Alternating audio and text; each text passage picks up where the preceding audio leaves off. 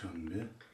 И уже далее 19 сентября президент Республики Таджикистан, лидер нации, уважаемый Эмомали. Абдулла Исаков Тажикстан менен чектеш турган Кызыл Бел айылында жашайт. Ал жашаган айылда кыргыз телеканалдары менен кошо Тажикстандын 10дон ашуун телеканалы көрсөтөт. Мындан улам Кызыл Белдин тургундары тажик тилиндеги медиаларга да көз жүгүртүп турат.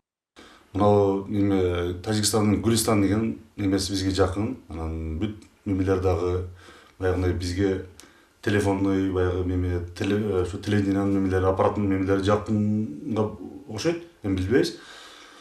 Ондай жакшы футбол, спорт каналдарыны жана башы жакшы мемелерди берет дагы биздин антенна менен талашып калабы. Ушу кичине эле меме болсо, ушу Тажикстан менен Кыргыздын каналы талпай эле коет.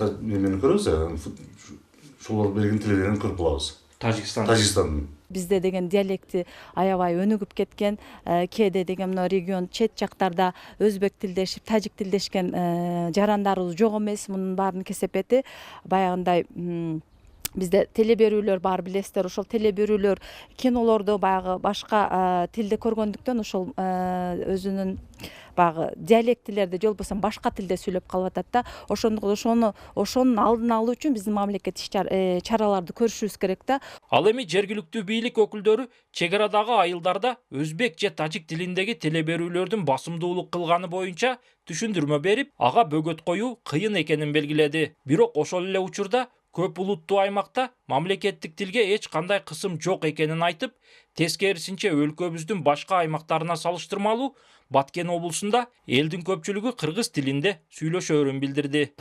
Бул боюнча бир канча аракеттер жүргүзүлдү, бирок жанагы антенналардын тартылуудагы Тажикстандын радиолорунун айрым жерлерде теле берүүлөрдүн көрсөтүлүп калгандыгы боюнча дагы иш аракеттер жүргүзүлдү.